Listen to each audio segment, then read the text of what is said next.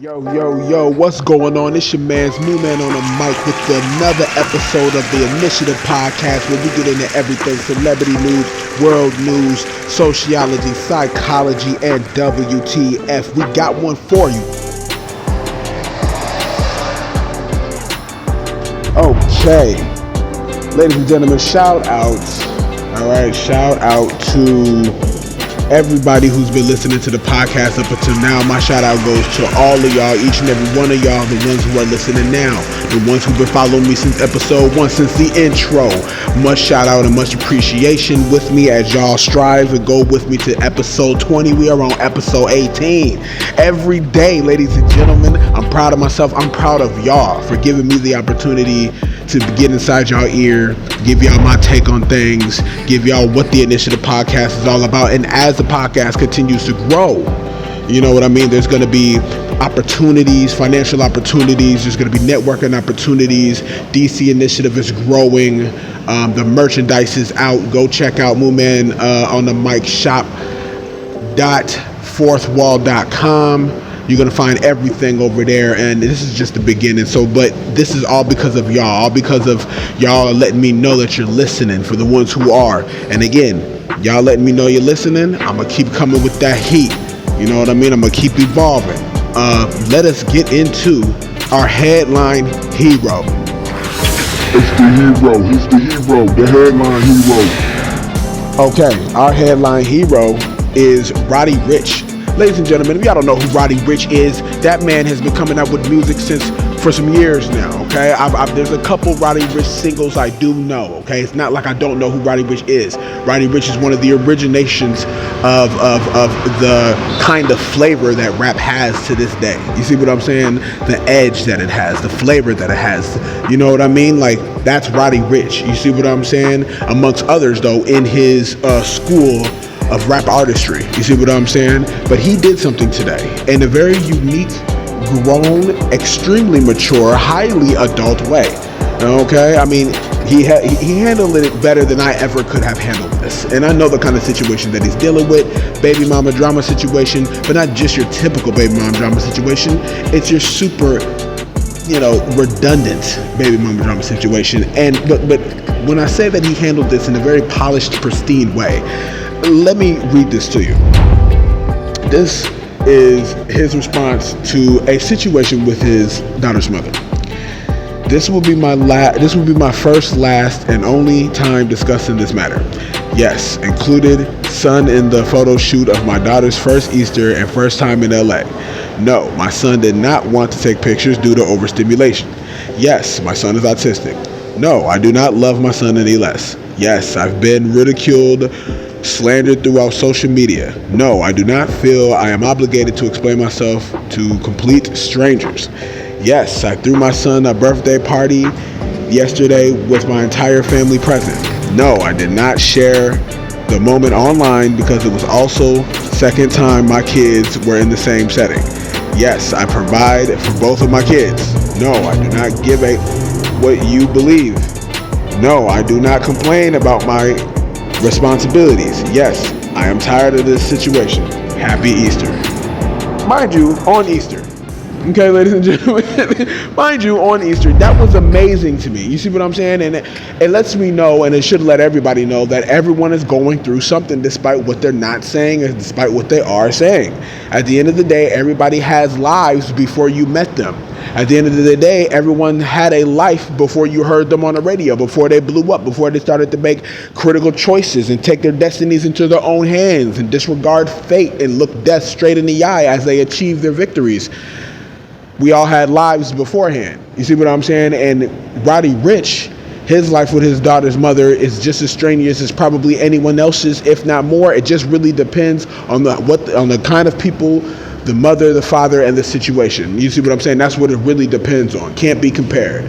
You know what I mean?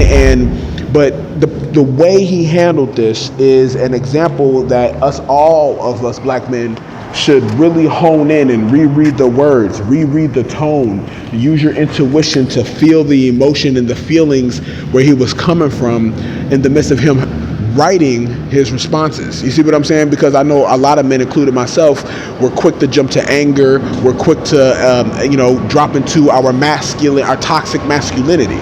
We're quick to jump into that and then exasperate the situation, making it worse, feeding into the negativity of the baby mom and whatever her goal is, allowing her to control our emotions in such a way where she can predict our actions because she knows how to get under our skin and press our buttons. Roddy Rich is above all that.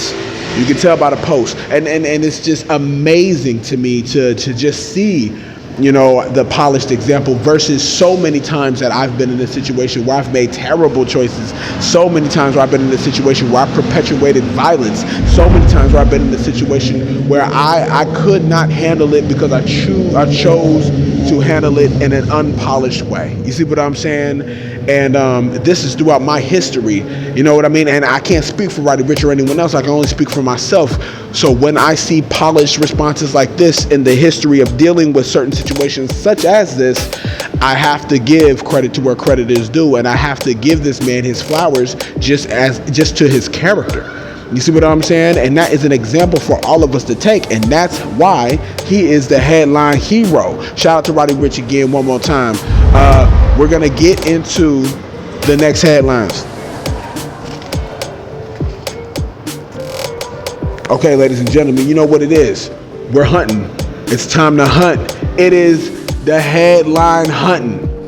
We hunting. We on the hunt. Get ready. It is the headline hunters. Okay, let's hunt for these headlines. We got the first one, Ab-Soul, with a public service announcement, and I quote, "The gods are back, be afraid, little bitch." Yes, Ab-Soul said this. And mind you, if you have been following Ab-Soul, follow him throughout the interviews, follow him through his legacy with the Black Hippie album not able to come out due to Kendrick Lamar's extreme stratospheric blow up. You see what I'm saying? And everyone that was involved in the project, it fell through everyone's fingers.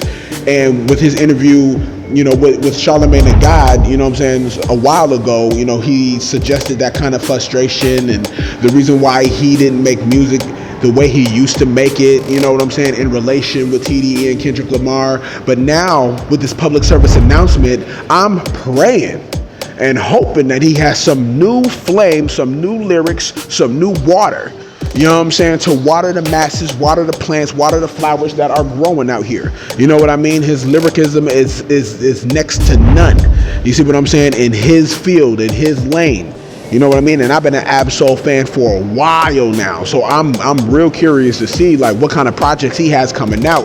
I mean, is he going? What route is he going? Let me know if he needs an intro. Ab-Soul, if you need any spoken word artist to do a dope intro for you, a come up spoken word artist, one of the greatest on the planet, I have to say so myself. That's the kind of confidence I have. Do find your way to this podcast. That may never happen, but I'm speaking into existence as well. I'm speaking many other things into existence. Okay, shout out to Ab-Soul. Moving on. We got Ye. Now I know. Last time I spoke on Kanye West, he was beefing with the game. Now he's confession. Okay, this is confession season. All right, he posted in his tweet, you see what I'm saying, a series of bizarre posts. You know how Kanye West gets down. Bizarre posts to Jay-Z, bizarre posts of anti-Semitism, bizarre post this, bizarre post that. But then he posted something that, to be honest with you, we need to talk about on a psychological level. Black men, I'm referring to. Because he revealed that, at 10:35 in the morning, you know what I mean? And he was tweeting about his cousin doing the prison life sentence for killing a pregnant woman. That's one thing.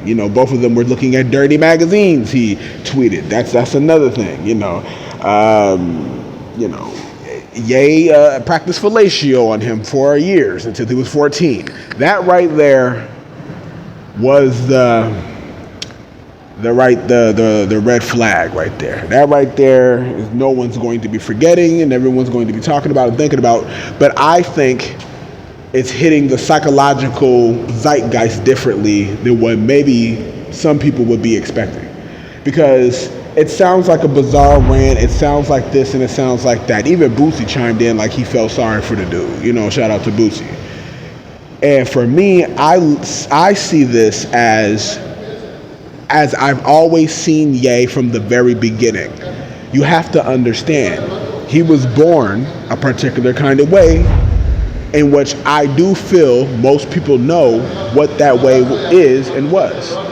Keep this in mind, that he was in a car crash and suffered massive brain damage. Keep this in mind, that was physical. Keep this in mind, he lost, you see what I'm saying? His was it grandma, mom, one of them? I apologize if I got either or wrong, but he lost her. Okay, that's psychological suffering. Okay, moving on, going through all of this, and then drowning himself in the music that he did do for decades. You know what I'm saying? All of this is a recipe for not only a high level of mind control from your own self-suffering, but also an obliteration from the same self-suffering that you don't deal with. You may have poured it out in your music at one point in time. You may pour it out into your poetry. You may pour it out into whatever artistic field that you are a part of. And now I'm speaking to everybody. Ye is once again a vessel for another example, just like Roddy Rich was a vessel for the example of pristine communication.